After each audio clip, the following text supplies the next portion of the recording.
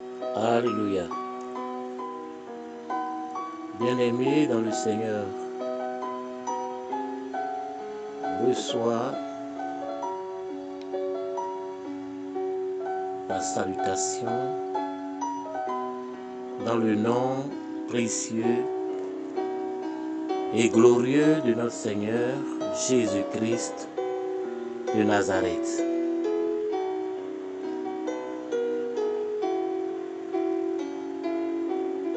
Prions.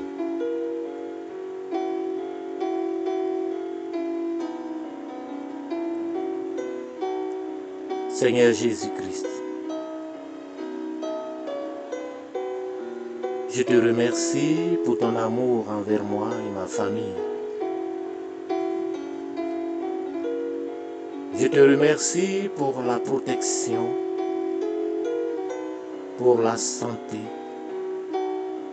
la paix, la joie et surtout merci pour le souffle de vie que tu m'as donné encore ce matin.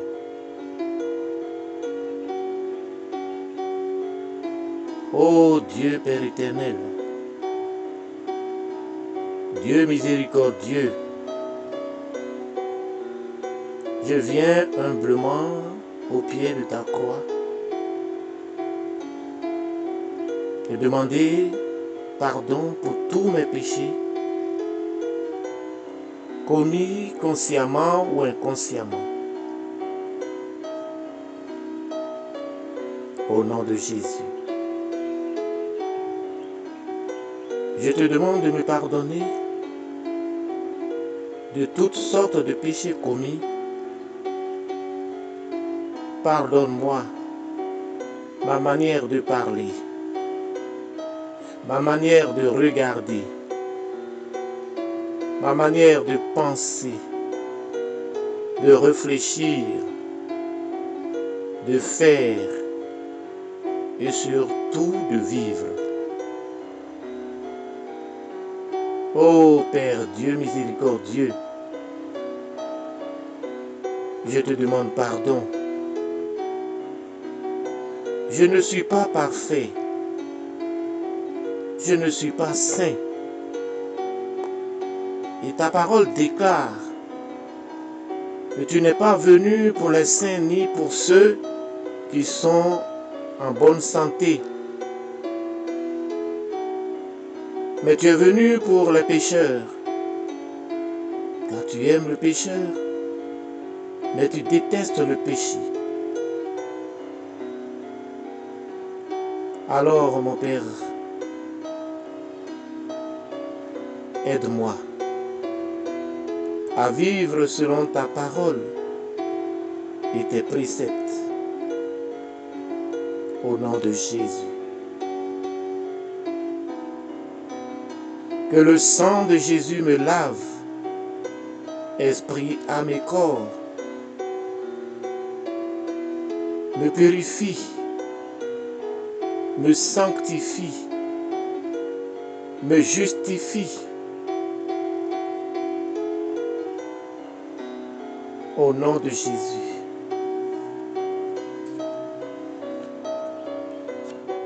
Sang de Jésus.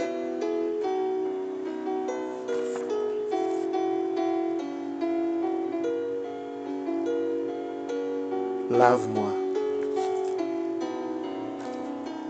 Purifie-moi. Lave mon cœur.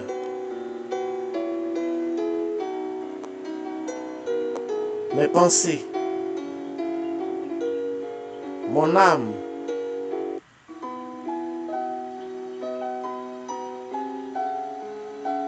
Mon esprit. Lave tout mon cœur.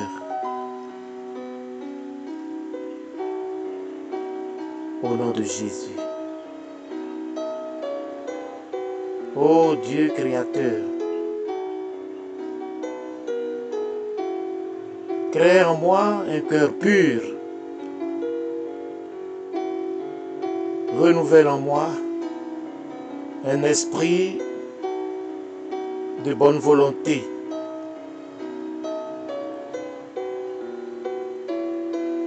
un esprit bien disposé.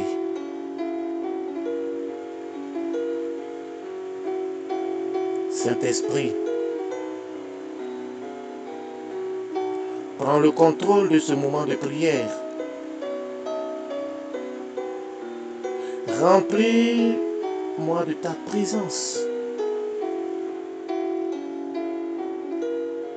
Que ton nom soit glorifié. Au nom de Jésus. Amen.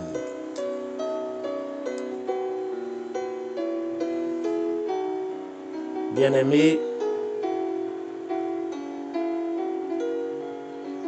les temps sont mauvais.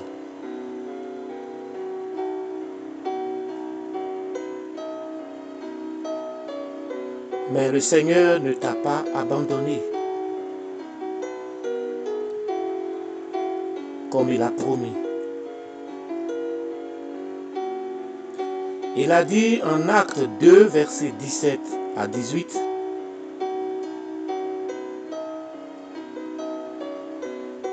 « Dans les derniers jours, dit Dieu, je répandrai de mon esprit sur toute chair. Vos fils et vos filles prophétiseront. Vos jeunes gens auront des visions. Et vos vieillards auront des songes. » Oui. Sur mes serviteurs et sur mes servantes, dans ces jours-là, je répandrai de mon esprit et ils prophétiseront.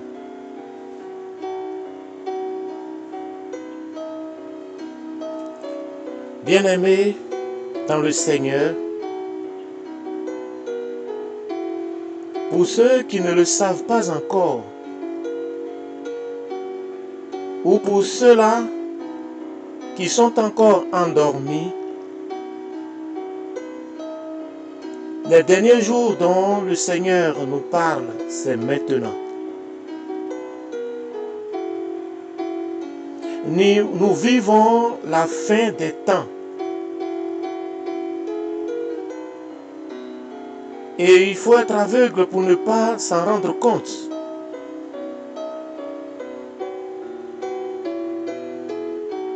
Dans les fins des temps,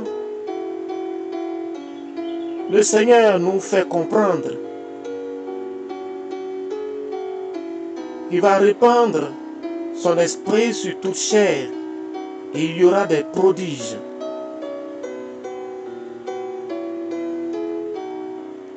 Seulement voilà. Le Seigneur Jésus n'est pas le seul à avoir répandu son esprit sur la terre.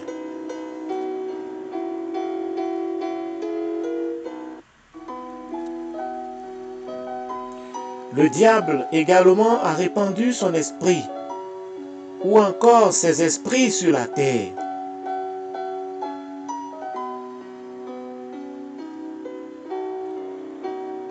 Malheureusement. Déguisés en humains, ils n'ont rien d'humain. Si ce n'est l'enveloppe physique qui les recouvre. Le diable, sachant que la fin des temps marque le début de son tourment, il fait tout pour maximiser le champ d'action de ses œuvres ténébreuses.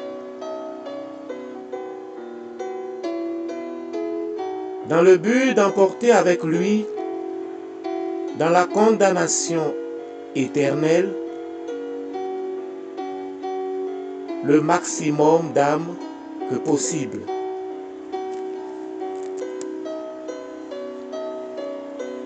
Le diable, bien-aimé, connaît très bien qu'il n'y a aucune rédemption pour lui et que seule la coupe du vin de la colère de Dieu lui reste. Il fait tout pour ne pas être le seul à consommer de ce vin.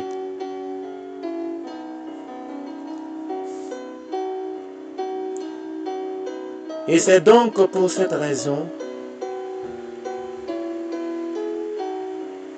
qu'il a déployé ses démons sous la forme humaine sur la terre.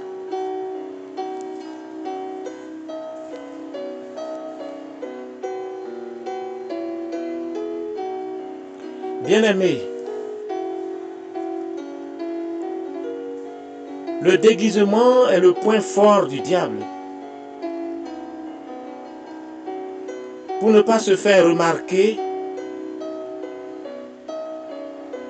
et passer inaperçu, tout en créant derrière lui des dégâts et dans son sillage, il emporte les âmes mal affermies en enfer. Parmi ces déguisements,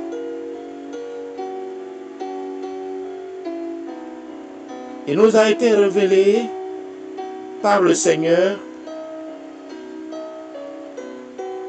que ceux qu'on appelle les fous ne sont pas tous des fous.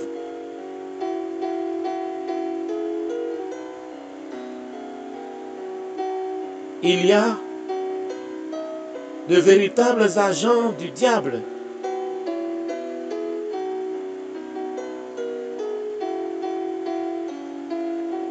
Oui, bien-aimés,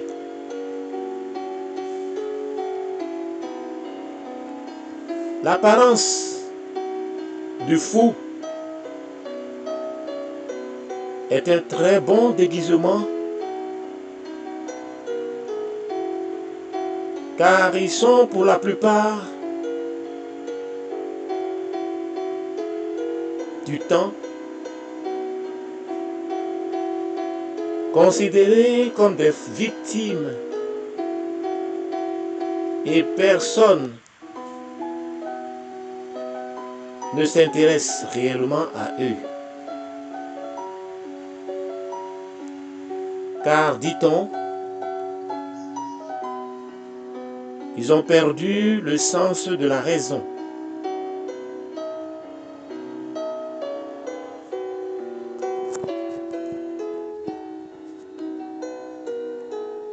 Pour cela, je t'invite, bien-aimé, à ouvrir ta Bible en Marc 5,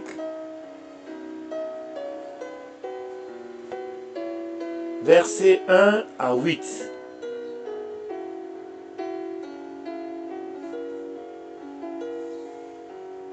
La Bible dit que Jésus était allé dans une région à Gadara et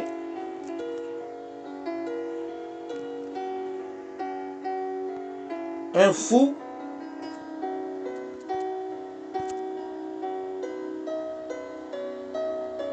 a été délivré.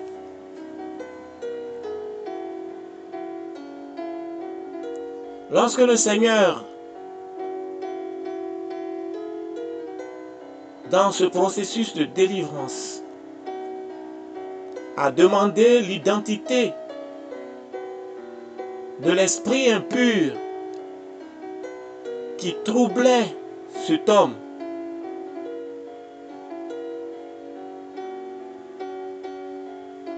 Celui-ci a dit qu'il s'appelait Légion.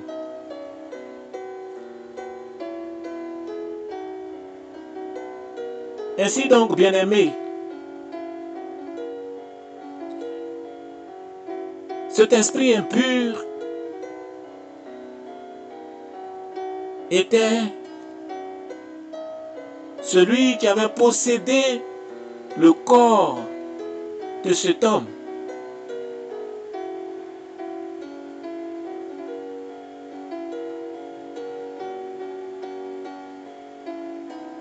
Bien-aimés,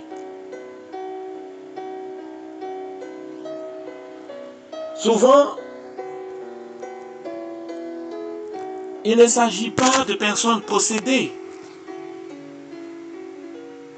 Il y a aussi des cas où ce sont véritablement des démons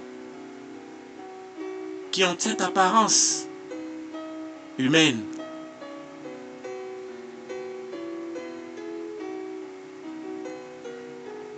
Qui sont les démons en chair?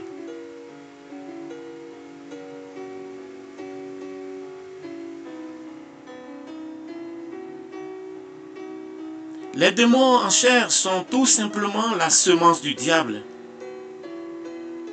dans le corps humain. Ou encore ce que la Bible appelle ivraie.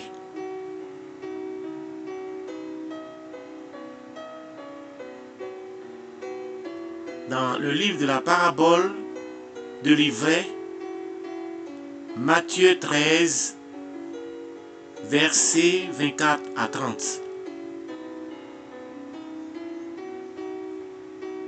Ils sont comme nous, ils font comme nous, ils vivent comme nous, travaillent avec nous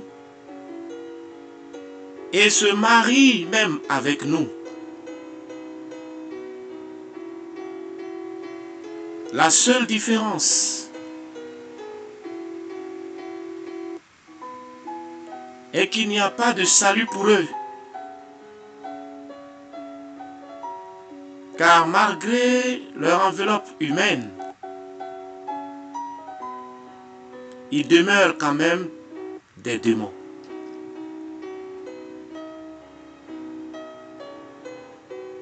Ces démons ne viennent pas sur la terre au hasard. Avant de venir sur la terre, une mission leur est attribuée. Et c'est en fonction de cette mission qu'ils auront un poste bien précis dans la société,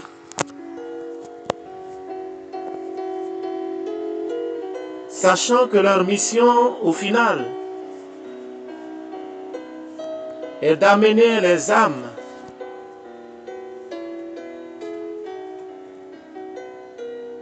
ou une âme précise en enfer.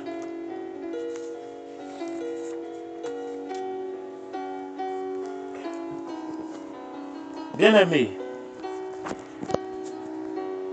notons que physiquement,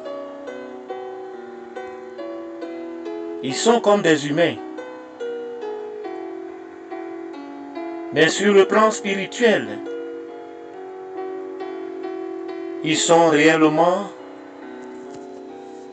des démons. Et le seul moyen de les reconnaître, c'est par révélation du Seigneur. Car il n'y a aucun moyen physique pour les reconnaître.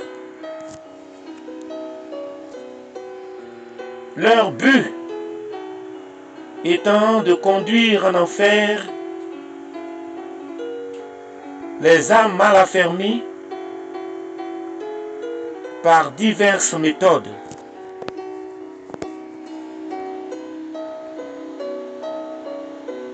Les habillements, les coiffures, la musique, le sport, les divertissements, la pornographie.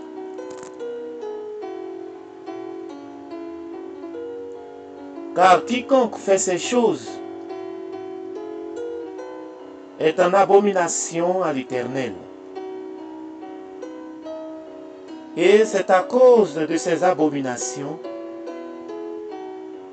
que l'Éternel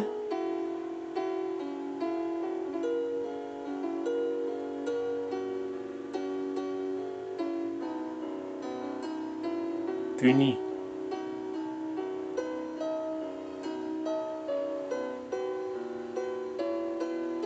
Ils occupent donc tous les postes de la société. Riches, pauvres, grands, petits, enseignants, élèves, présidents, pasteurs, prophètes, religieux, acteurs, célébrités, même les médecins.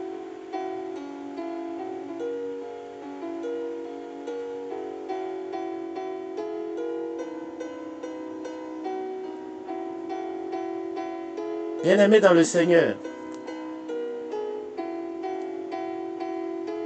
comme nous l'avons annoncé plus haut,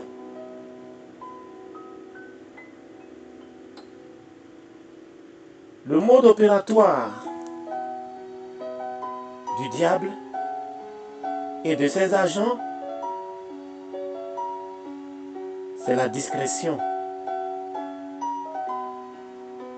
Et ainsi, cela leur permet d'agir sans se faire remarquer et d'opérer en toute prudence et en toute sécurité.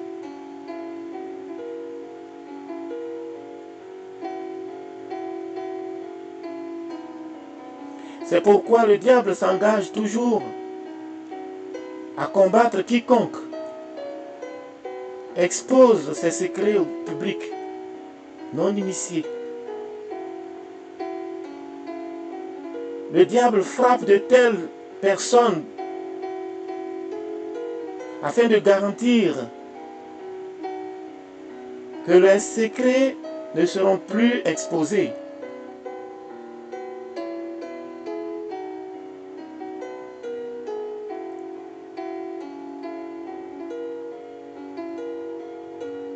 Mais quand tu as une alliance avec ton Dieu,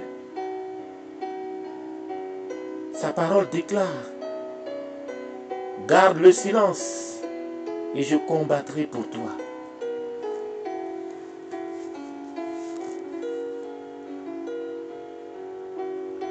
L'utilisation ou encore le déguisement en personne mentalement déséquilibrée serait donc un grand atout pour le diable dans sa quête à la destruction par la discrétion.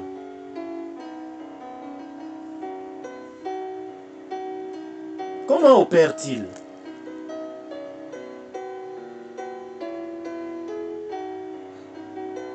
Leur rôle et mode opératoire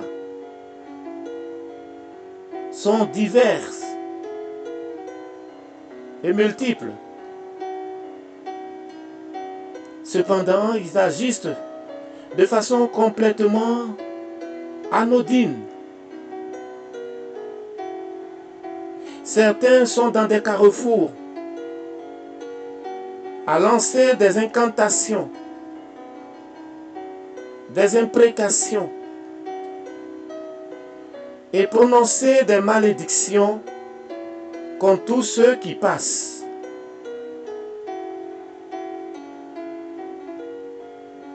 D'autres sont dans des marchés pour souiller les marchandises, ces produits consommables.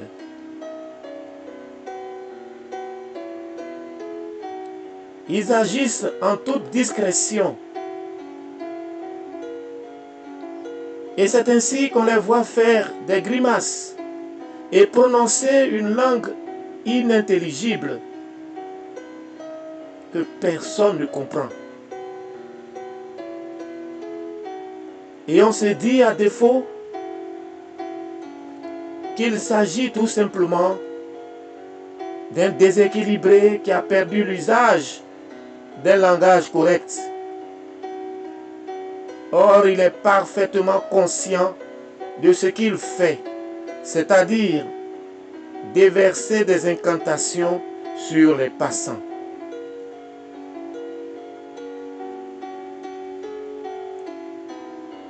Leur état ou déguisement leur permet de faire un certain nombre de choses que l'on va, par manque de discernement, juger comme anodin, pas grave. C'est ainsi que certains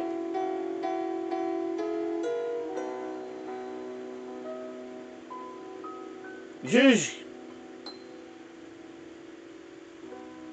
que lorsqu'un fou crache sur une personne,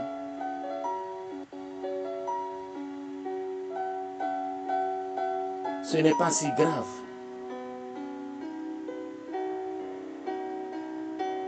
Ces démons en chair crachent donc sur des gens, urinent sur des gens, insultent et giflent même souvent certains passants. Et on se dit qu'ils sont juste fous. Non, bien-aimé, ne néglige jamais ce genre de choses. Un fou qui crache sur vous n'a rien d'anodin. Au contraire, c'est une grande attaque, une grosse malédiction qu'il vient de prononcer sur vous, et il ne faut surtout pas négliger. Certains qu'on appelle fous ont pour spécialité de toucher la tête des jeunes écoliers, ou encore de s'en prendre à ceux-ci, au point de s'aimer la terreur dans le cœur de ces jeunes enfants.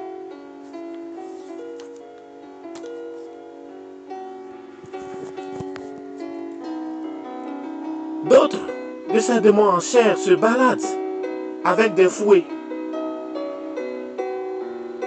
Je vous assure, bien-aimés, que ces fouets n'ont rien d'anodin et provoquent des grands dégâts spirituels dans la vie de ceux qui subissent ces coups.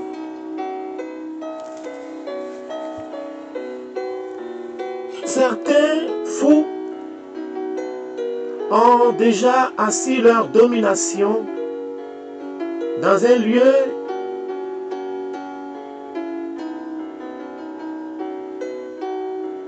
qu'il est impossible que ce lieu puisse évoluer. Ils passent la journée comme la nuit à maudire le lieu et les habitants du lieu, volent les étoiles, volent les intelligences et causent même parfois des accidents.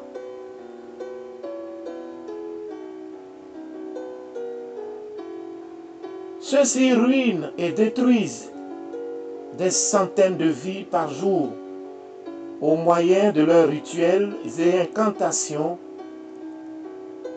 qu'ils peuvent faire sans gêne.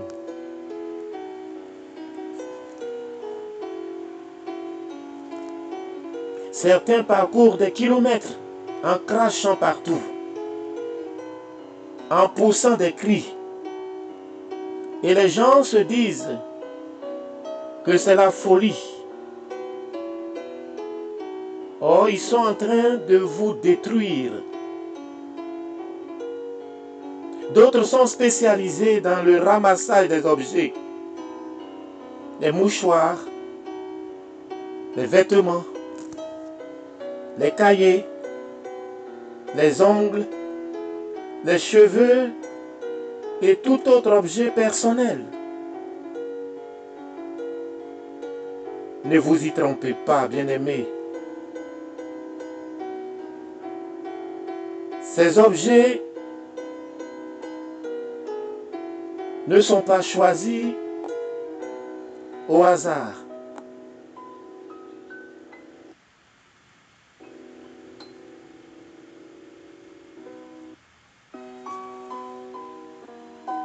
Mais ils savent très bien lesquels choisir pour un but précis. Le but étant souvent de récolter des informations sur la personne à travers l'objet ramassé, de maudire la personne à travers l'objet, d'envoyer des maladies dans la vie de la personne, de voler l'étoile ou emprisonner la personne au travers de l'objet, ou même de tuer la personne.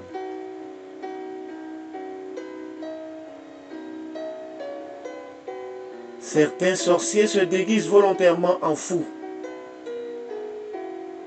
et partent dans la maison de leur proie, de leur victime, en jouant au fou, dans le but de fouiller les poubelles et de mettre la main sur un objet pouvant donner accès à la vie du propriétaire.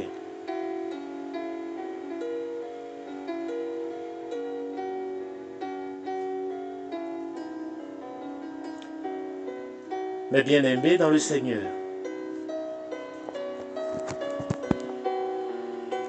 nous vivons dans un monde très compliqué.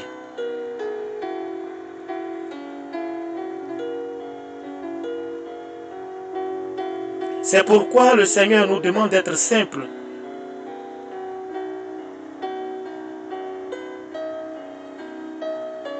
d'être prudents comme des colombes, comme des serpents.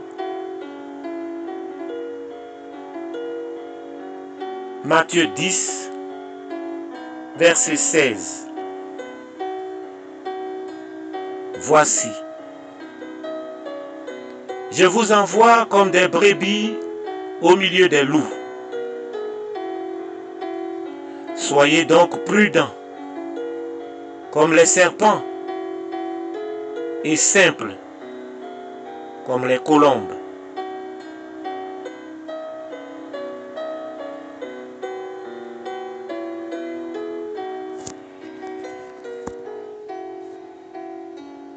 Oui, le Seigneur nous a déjà avertis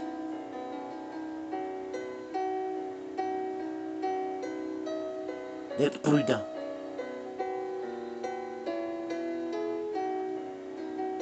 Notons que la seule arme disponible pour nous qui sommes chrétiens,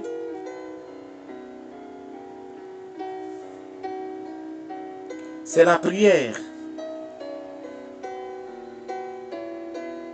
Et peu importe ce qui vous arrive, vous ne devez jamais vous attaquer verbalement ou physiquement à une personne, car il est écrit. Car nous n'avons pas à lutter contre la chair et le sang, mais contre les dominations, contre les autorités, contre les princes de ce monde de ténèbres, contre les esprits méchants dans les lieux célestes.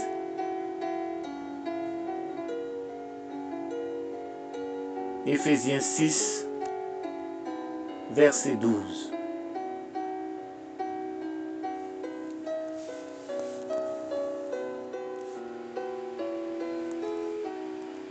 À ceci, nous comprenons que bien qu'étant un démon déguisé, ces agents des ténèbres sont quand même des hommes.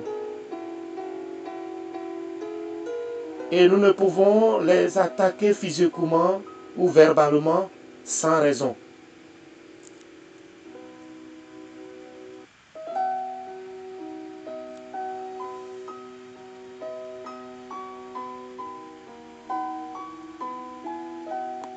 C'est la raison pour laquelle nous devons avoir un esprit de discernement.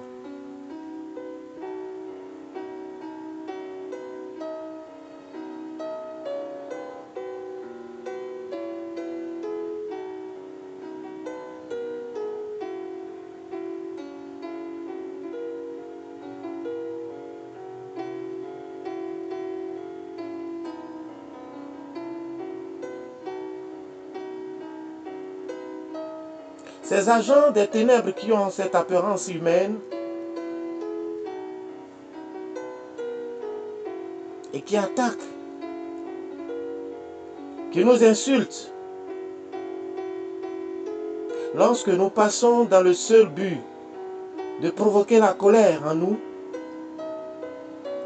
afin que nous leur répondions également,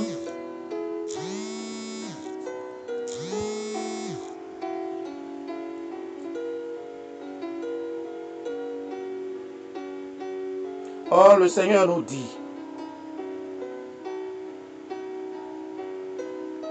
je vous dis que quiconque se met en colère contre son frère mérite d'être puni par les juges. Que celui qui dira à son frère Raka mérite d'être puni par le Sanhédrin. Et que celui qui lui dira insensé mérite d'être puni par le feu de la géhenne. Matthieu 5, verset 22.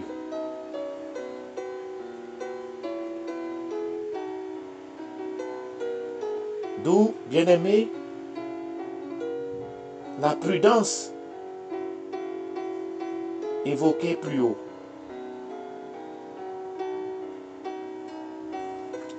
Si un de ces démons vous insulte,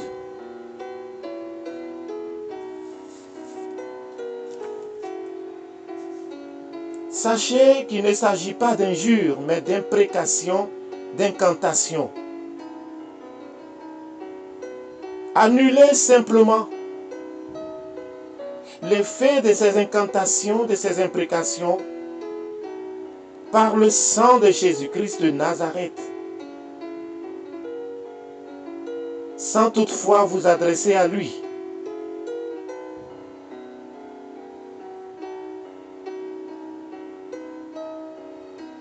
S'il crache sur vous, faites de même et ajoutez-y un combat spirituel sans vous adresser à lui.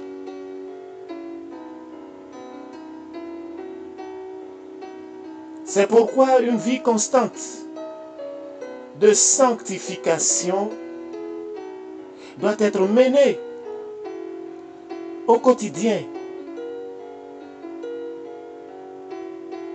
afin d'éviter ce genre d'attaque.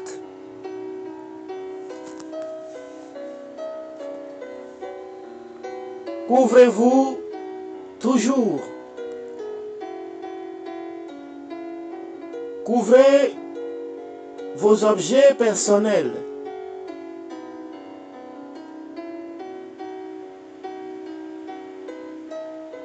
du sang de Jésus-Christ avant de les jeter.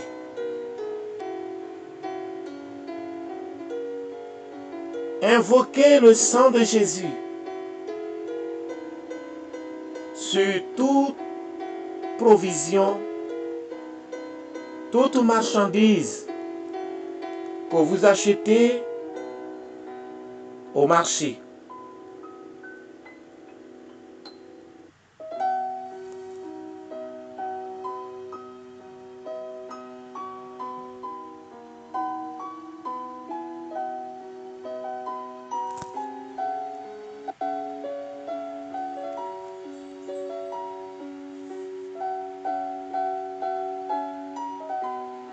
Bien-aimés,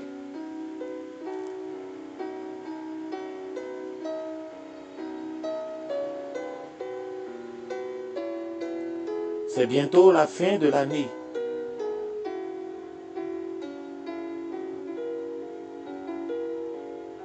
Sois prudent. Sache que nous vivons dans un monde pollué, un monde souillé.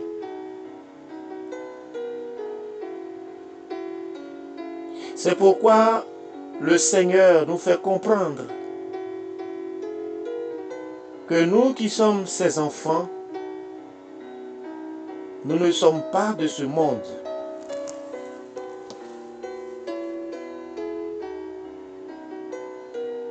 Je tiens également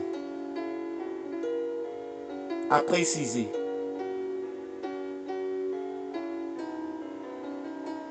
que cette révélation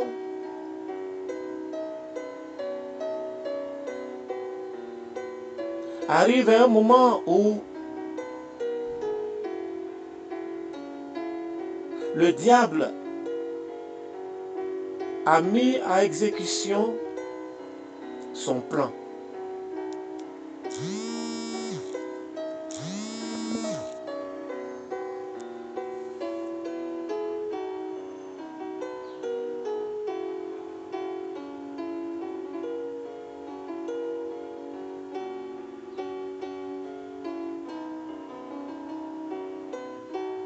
Cette révélation sera beaucoup combattue et ne pourra être vaincue.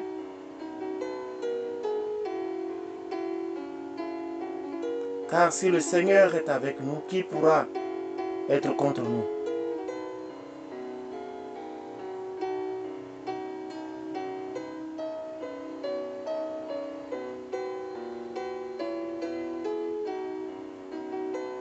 Toutefois,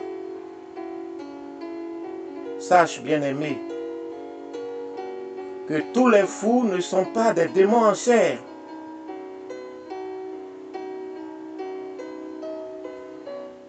Mais certains, pour ne pas dire la plupart, le sont.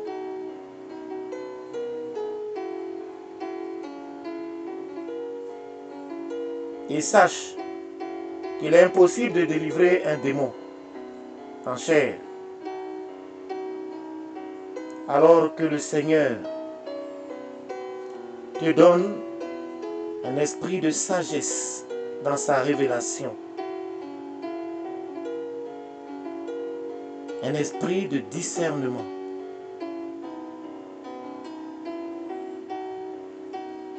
Que le Seigneur te bénisse.